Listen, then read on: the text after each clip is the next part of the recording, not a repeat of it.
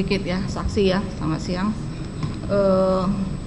Tadi kalau nggak salah saya mendengar tadi ada Kepres nomor 5 2006 ya, Kepres 2006. Dengan adanya Kepres tersebut ada instruksi Presiden nomor 1 2010. Ada introspeksi untuk ke Pertamina. Instruksinya itu tahu saudara apa isi instruksinya? Instruksi untuk ke Pertamina. Ya, apa yang dibicarakan dalam instruksi itu ke Pertaminanya? Iya Bu. Tentu semua keputusan Presiden tentu harus ditindaklanjuti. Karena tadi jelas di situ bahwa kebutuhan LNG, sistem energi kita harus dirubah dari BBM ke gas. Itu inti daripada Perpres itu. Harus diganti. Karena itulah maka follow up daripada penggantian itu kan dua-dua PLN yang pegang, Pertamina yang pegang, BBM, Pertamina juga, gas juga Pertamina. Maka Pertamina harus membalance, itu mengurangi BBM untuk industri ataupun untuk listrik dalam hal ini dengan PLN, menaikkan kebutuhan gas untuk industri, listrik dan industri. Karena itulah setelah Kepres ini, maka PLN mulai membuat namanya PLTG, pembangkit listrik tenaga gas. Apakah itu di Banten ada, di Tanjung Priok ada, kemudian di Kalimantan Barat, di Manado, di Gorontalo, di Bali. Itu dibikin semua dalam rangka memenuhi instruksi ini. Karena itulah maka sejalan itu proyeksinya ialah kebutuhan akan datang naik. Dan saya mendengar juga akibat sekarang ini kekurangan LNG, pembangkit listrik tenaga gas seperti di Banten itu kapasitasnya menurun karena kekurangan LNG. Mungkin suatu kali dicek bahwa karena saya mendengarnya itu hanya memenuhi 25% daripada sekarang ini karena supply LNG berkurang. Itu ya.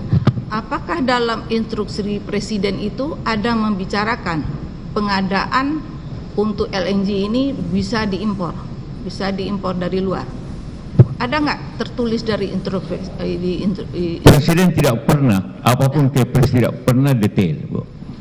Tidak detail kayak gitu ya? Iya, hanya kebijakan saja. Ya, kebijakan. Dan kebijakan itu tanggung jawab kepada instansi atau lembaga atau perusahaan yang bertanggung jawab akan bidang itu. Jadi hanya kebijakan ya? Kebijakan. Ya. Setelah diinstruksikan ke Presiden, ke Pertamina, Bapak mengikuti perkembangannya. Apakah Bapak mengikuti? Apakah terlaksana instruksi Presiden nomor 1 2010 itu? Saya mengikuti sampai 2009 tentu. 2009. Kemudian 2014 sampai 2019 saya mengikuti perlunya bahwa perubahan shift daripada BBM ke gas dan batu bara. Jelas itu. Ya. Saya mengikuti, mengontrol mana persentasenya bahwa harus sekian gas, sekian batu bara. Sekarang harus sekian EBT, energi baru terbarukan. Ya. Semua ada target-targetnya. Apakah Bapak mendengar karena Bapak tidak lagi menjabat ya, 2010 Bapak nggak jabat lagi ya? Nah. Ya. Saya bertanya, hanya saksi mendengar. Bagaimana perkembangannya? Apakah ada merugi Pertamina atau bagaimana? Atau ada keuntungan? Saya tidak mengikuti detail. Tidak mengikuti lagi. Ya. Apakah untuk pelaksanaan instruksi Presiden tersebut, apakah ada masih ada campur tangan dari pemerintah untuk melaksanaan oleh Pertamina? Iya, saatnya sekali pemerintah menetapkan target, itu harus dipenuhi. Walaupun kadang-kadang tidak memenuhi, seperti target untuk mencapai 24% daripada listrik harus EBT, energi baru terbarukan kayak hidro, geotermal dan sebagainya. Itu tidak terpenuhi. Artinya, maka gas harus lebih banyak lagi. Kalau ini EBT tidak dipenuhi, maka harus diganti dengan energi yang bersih. Dan yang bersih itu ialah gas, LNG. Ya. Karena Bapak tidak mendengar, tidak mengetahui, sebabnya terdakwa duduk di sini kenapa? Kenapa? Sebabnya terdakwa sampai duduk di sini, apa persoalannya? Tahu saudara, saksi? Sebab? Ya. Apa? Sebab terdakwa ini sampai dijadikan terdakwa di sini, Oh. tahu saudara? Saya juga bingung kenapa jadi terdakwa. Bingung karena Ya, dia menjalankan tugasnya.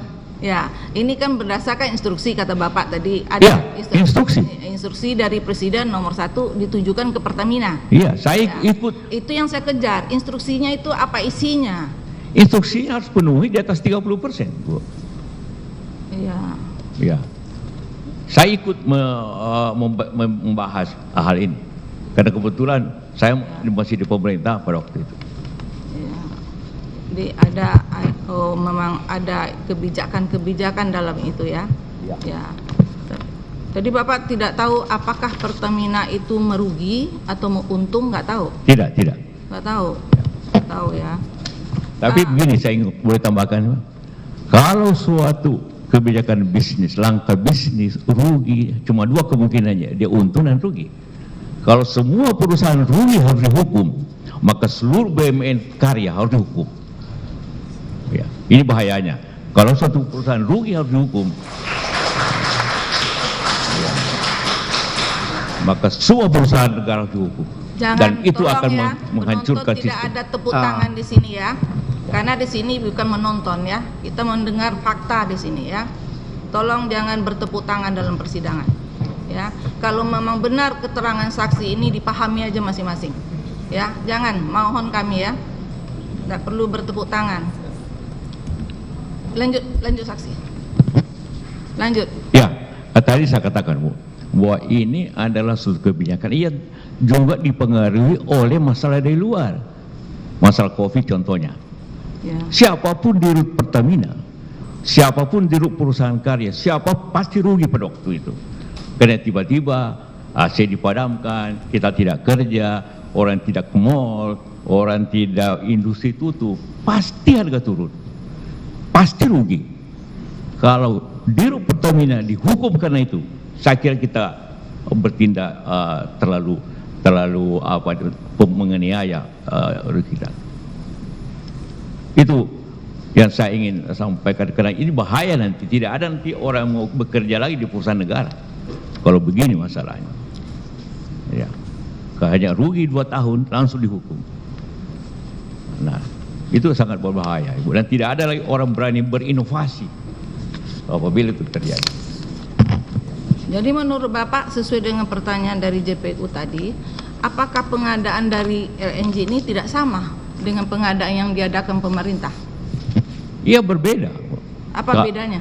Kalau kementerian atau Pemda membeli harus tender diikuti oleh 3 orang, Ya. dan itu harus proses dan lainnya, ada pengaduan, itu panjang, itu terbentuk oleh Kepres nomor berapa itu. Tapi kalau BUMN, pengusaha, negosiasi, langsung negosiasi, tawar menawar, itu bedanya.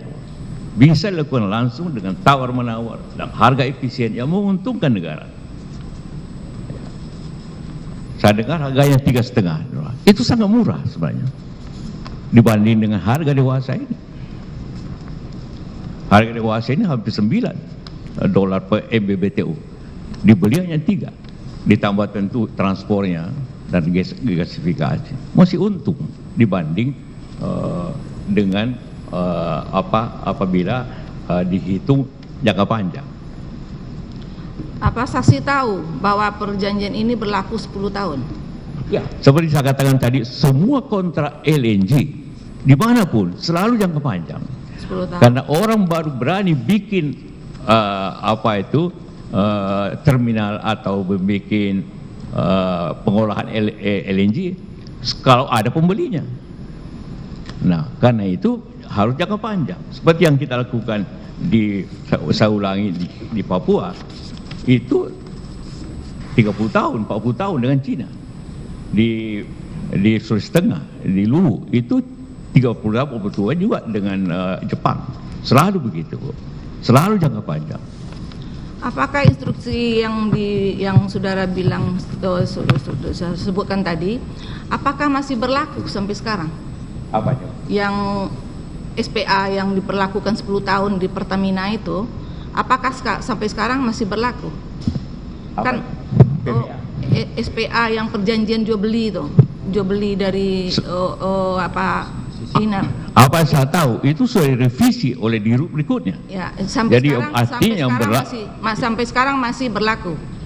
Masih berlaku yang setelah direvisi oleh direksi berikutnya. Direvisi atau tidak berlaku lagi yang lama? Ya, proses revisi artinya tidak berlaku untuk poin-poin yang ini. Prinsipnya tetap, tapi sistemnya sudah dirubah oleh dirut berikutnya. Jadi pasti nanti sistem pembayarannya, sistem pembeliannya bukan lagi perjanjian ditantangani oleh Ibu Karen sebelumnya. Itu mesti begitu kan? Itu saksi tahu ya? Tahu saksi perjanjian 2015 itu? Tahu? Saya tahu. Tahu 2015. Karena membaca dari media dan juga informasi lain. Jadi yang saudara tahu 2015 itu siapa direkturnya, gantinya? Dwi Hah? Sucipto. Dwi Sucipto. Sampai sekarang masih direktur? Dia ada ketua SKK Migas. SKK Migas. Oh, sekarang bukan dia lagi. Ya, masih di lingkungan minyak itu. Ya. Terakhir pertanyaan saya saksi ya. Dengannya berlakunya instruksi presiden, apakah tidak diperlakukan lagi undang-undang PT perusahaan Pertamina? Apa? Peraturan PT perusahaan Pertaminanya tidak berlaku lagi, tidak perlu lagi RUPS-nya. Artinya dengan pemerintah memberikan kebijakan, dengan adanya instruksi presiden, ya. Apakah tidak diperlakukan lagi RUPS dalam perusahaan Pertamina? Tidak semua tindak RUPS itu hanya sekali setahun. Apa? Ulang lagi saksi. RUPS itu hanya sekali setahun untuk mengevaluasi kinerja daripada perusahaan. Ya. Kalau untuk tindakan-tindakan tertentu cukup persetujuan komisaris. Oh. Ya. Tidak butuhkan RUPS. Tidak. Hanya butuh suatu direksi secara total dan juga komisaris. Kalau hal-hal itu nilainya sesuai dengan aturan. Kalau hanya biasa-biasa tidak semua komisaris ikut. Cukup direksi. Ya. Ini tidak perlu lagi RUPS gitu ya. Cukup.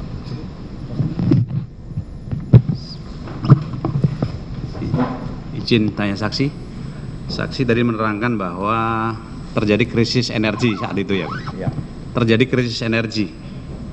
Terjadi krisis energi betul tadi? Tahun 2005. Ya, saat itu ya. Kemudian akan mengaruhi terhadap keuangan defisit APBN dan seterusnya ya.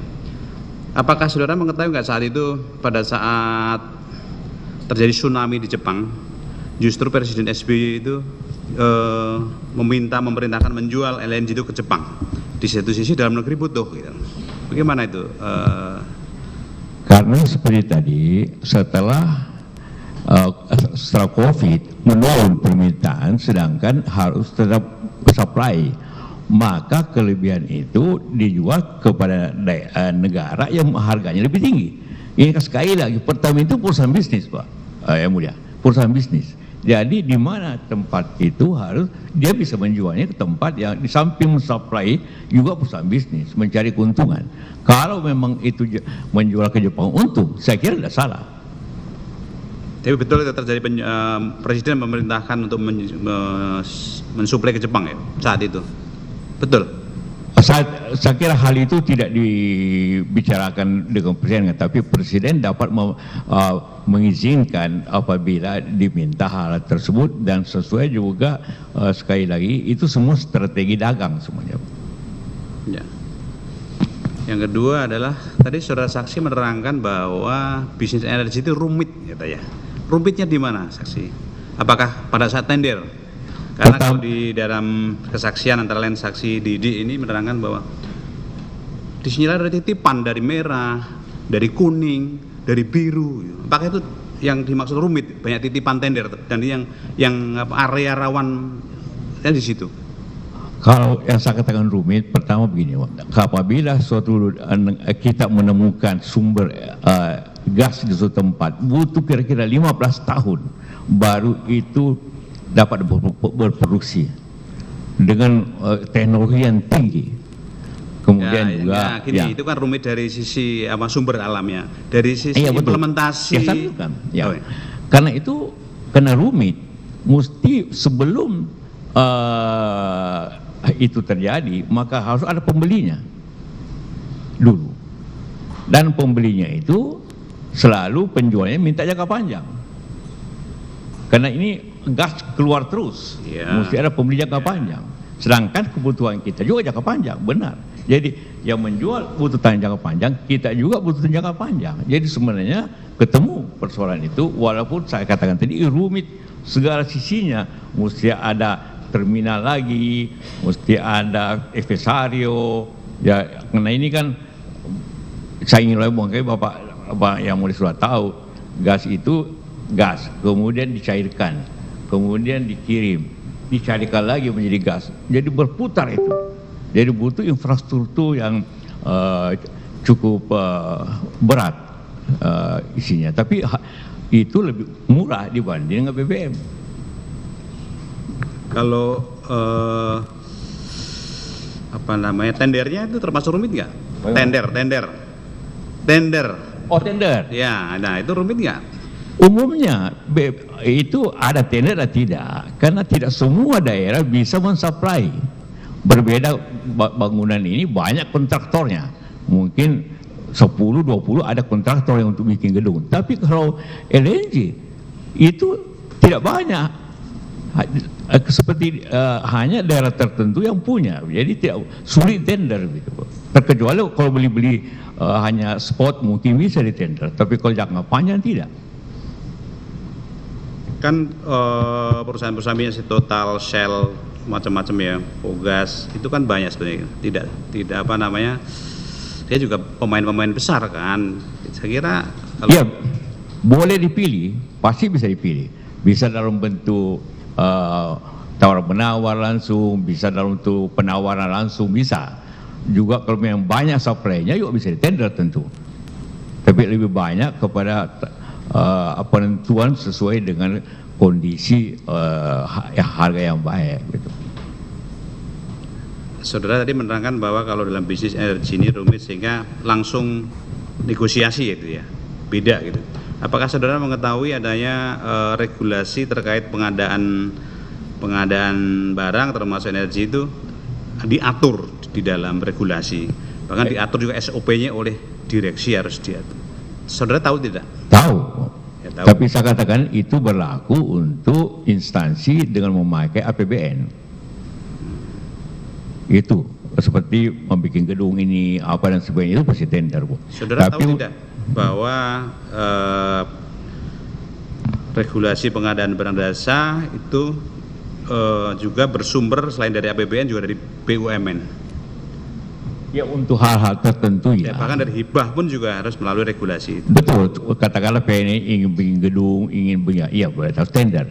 Tapi untuk membeli sesuatu jangka panjang, yang suppliernya terbatas, bisa tender tentu, bisa juga langsung negosiasi. Apa yang dilaporkan oleh UKP 4, unit kerja presiden untuk yang memantau pelaksanaan ini? Pemerintah menugaskan di energi ini kepada Pertamina dan instansi terkait ya, BP Migas dan ESDM. Nah, apa yang dilaporkan oleh UKP 4 kepada pemerintah, presiden terkait implementasinya itu? Apakah kendala-kendalanya? Dilaporkan apa oleh UKP 4 termasuk khusus dalam kasus ini saja ya, untuk LNG yang diadakan oleh Cheniere. Apa laporan UKP 4 kepada pemerintah? Saya tidak mengikuti secara detail apa yang dilaporkan, tapi pelaksanaannya kita selalu mengikuti secara luasan apakah ada kekurangan gas, ada kekurangan BBM atau tidak. Yang lainnya itu urusan teknis yang mulia. Jadi saudara tidak langsung ya laporan UKP 4 itu. Kalau gitu UKP 4 itu lapornya ke siapa? Laporan itu tentu dilaporkan kepada Presiden secara berkala. Kan kalau dalam sidang kabinet dilaporkan, kan saudara hadir kan, mendengar enggak itu? Tidak selalu, tidak selalu dilaporkan. Jadi umumnya hanya kalau proyek-proyek strategis dilaporkan. Tapi kalau tidak semua proyek pemerintah itu dilaporkan, karena begitu banyaknya lah proyek-proyek itu. Biasanya dipantau soal sistem, prosedurnya, hasilnya, waktunya, itu biasanya dipantau itu. Saudara juga, mohon maaf nih, selain sebagai pejabat saat itu kan juga pengusaha, apakah saudara juga termasuk usaha di bidang minyak juga? Minyak? Ya. Tidak, Yang Mulia. Oh tidak. Kalau harga Henry Hub itu apa maksudnya? Apa? Harga Henry Hub. Harga? Henry Hub. Oh, Henry Hub. Ya. Itu harga standar yang berlaku di Amerika, yang dipusatkan kalau orang beli di pelabuhan ini, tentu. Itu harga kalau kita dulu FOB dengan harga Henry Hub. Indeksnya itu. Ya? Indeksnya. Yang berubah itu berubah itu sesuai dengan kondisi harga-harga berlaku di dunia ini. Apa bedanya dengan harga berdasarkan harga minyak mentah dunia? Harga minyak juga harga dunia.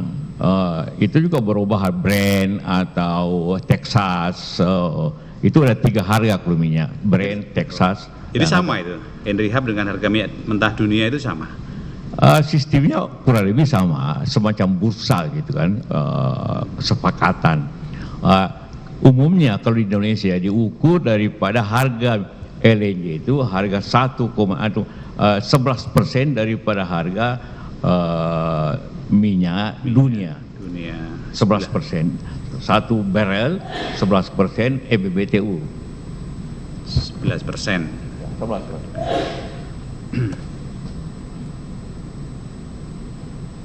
Dari saya cukup. Terima kasih saksi.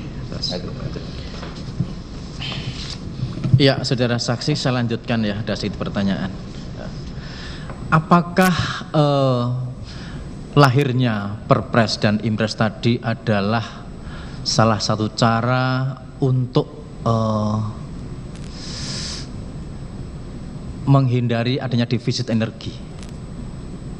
Ya, betul ya Mulia. Betul ya? Ya. Baik. Defisit energi dalam jumlah dan defisit harga. Iya, maksudnya defisit energi lah. Baik.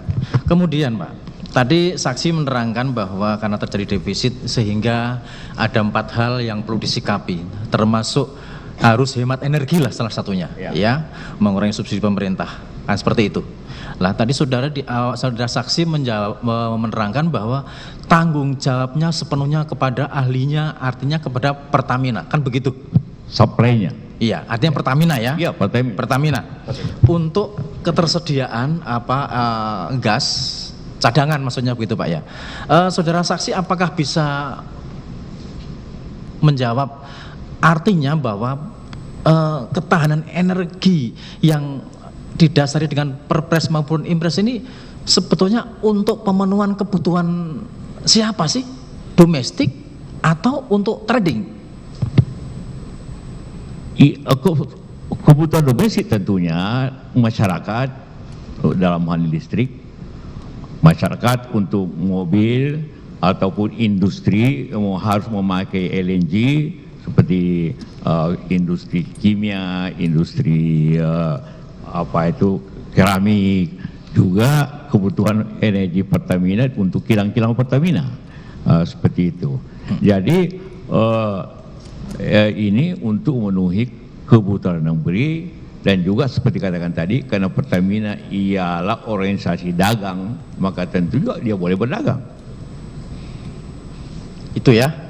Jadi selain domestik juga untuk kebutuhan bisnis kan begitu. Ya, artinya untuk ketahanan energi.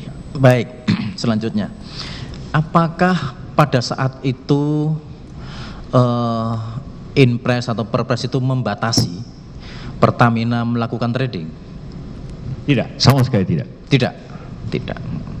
Terus kemudian apakah saksi mengetahui bahwa sampai sejauh mana sih hasilnya Perpres dan Impres itu berkaitan dengan ketahanan energi ini, sampai sejauh mana hasilnya? Ya tentu hasilnya yang penting setelah itu kita tidak mengalami kekurangan listrik, tidak mengalami kenaikan harga yang berlebihan, tidak terjadi suatu kekurangan di bidang industri